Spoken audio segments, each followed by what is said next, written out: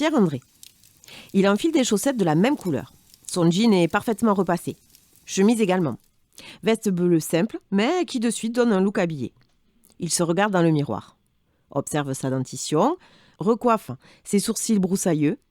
Ses cheveux sont mi-longs, poivre et sel, bien coiffés. On peut dire qu'il est sur son 31, même si on est le 12. Mardi 12 avril 2021, 14h27. Pierre-André a un rencard à honorer. Un date qu'il aurait préféré un peu plus glamour avec la femme de sa vie, Lisa, qui a demandé le divorce 7 mois auparavant. Aujourd'hui, c'est la quille. Le jour fatidique où elle espère mettre un terme à 13 ans de vie commune. Pierre-André a 55 ans. Il a rencontré sa femme sur le tard. Avant Lisa, il est resté 8 ans en union libre avec Sandrine. Ensemble, ils ont eu un fils, unique, Sacha. Une première séparation sans heurts. Ils s'étaient connus jeunes. Ils n'avaient plus trop d'atomes crochus. Sandrine est partie vivre en Espagne en emmenant Sacha. Pierre-André a plutôt bien encaissé cette double rupture dans sa vie. Chaque vacances, il récupérait son loustic. Il profitait intensément d'être de nouveau sous le même toit, avant une nouvelle séparation de plusieurs mois. Pierre-André a profité de son célibat pour virevolter sans tristesse, dans une solitude somme toute relative. Puis, un jour, au supermarché, au rayon sauce, il a rencontré Lisa. Ou plutôt, la sauce bolognaise qu'il tenait en main a rencontré le pied de sa future épousée. Chute, douleur et tremblement. Un excellent titre de roman à l'eau de rose. Non seulement la jolie blonde sautillait de douleur sur place, mais en prime, elle avait l'escarpin fourré à la tomate et son collant opaque noir était désormais moucheté. Cette mésaventure aurait pu déboucher sur un procès et 5 jours d'ITT. Mais les grands yeux bleus enfantins de Pierre-André auraient fait fondre même le plus compact des icebergs. Elle avait accepté de prendre un café. Il lui avait préparé ses fabuleuses lasagnes en lui expliquant qu'il préférait avoir une sauce tomate faite maison, mais qu'il n'en avait plus. Elle avait parlé de son papa, qui plantait tellement de pieds de tomates qu'il pourrait nourrir la moitié de la population française, s'il le souhaitait.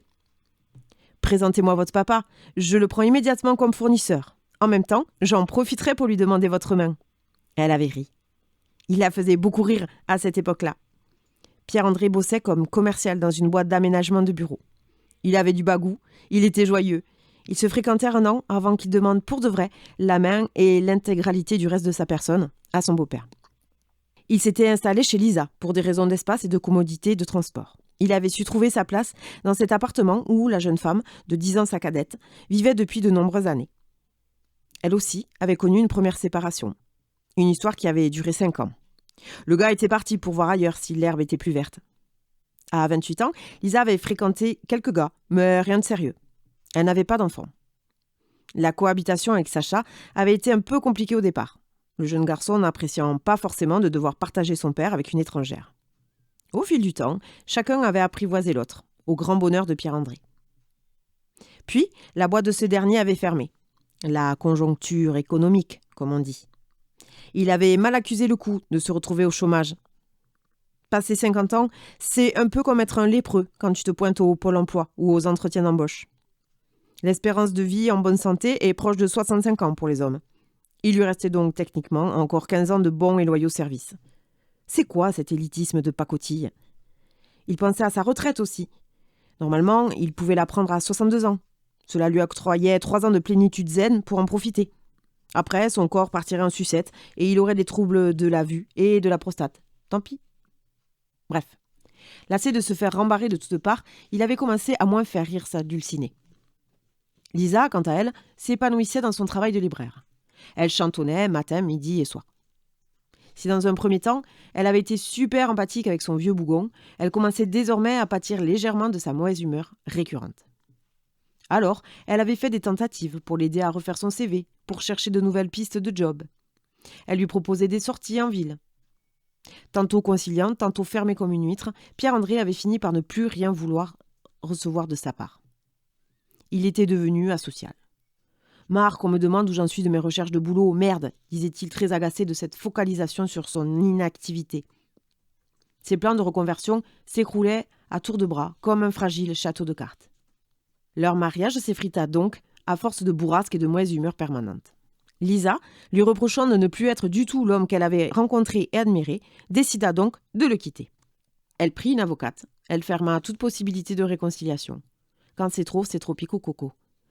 Durant les semaines à macérer dans son appartement de fortune, trouvé sur le Bon Coin, Pierre-André était passé par toutes les formes de réaction. Triste, en colère, désabusé, plaintif, agressif, dépressif. C'était les montagnes russes de l'humeur. Pire que lorsque tu as des problèmes avec ta thyroïde. Un soir, Anna, une des rares amies qui lui restait dans cette accumulation de mauvais karma, décida de lui secouer les puces. « Je t'aime bien, amigo, mais là, tu pars en vrille. Plus personne ne veut te voir parce que tu bouffes trop l'énergie des autres. Va falloir retrouver ton mojo, garçon. » Remonté comme un petit coucou, il s'était donc pointé à l'audience de 15h. Son avocat le briefa rapidement, mais il ne l'écoutait pas. Il n'avait Dieu que pour Lisa. Dieu qu'elle était belle. Ils entrèrent dans la salle. Un brouhaha auditif lui parvint, mais il était concentré sur la petite mèche rebelle qui dépassait comme toujours du chignon de Lisa. Alors, faisant fi des convenances, il se leva. Il ôta une de ses chaussures. Il enfila une de ses chaussettes sur sa main. Il avait toujours été nul en ventriloquie, mais cela avait toujours fait rire à Lisa. Il commença donc avec une petite chansonnette de Julien Doré que sa probablement future ex-femme adorait. Le juge le regarda médusé. Outrage à magistrat. Mais il était lancé. Il regarda tendrement Lisa, marionnette chaussette, bouche grande ouverte. « Je te promets des lasagnes à la rigolade tous les jours, mon amour. Oublie ce foutu connard de chômeur qui a mis le bazar dans notre vie. Je l'ai foutu dehors avant de venir. Viens, viens s'il te plaît. J'ai encore 10 ans d'espérance de vie en pleine santé. Je compte bien en profiter. Avec toi, ma Lisa. S'il te plaît. Donne-nous une seconde chance. »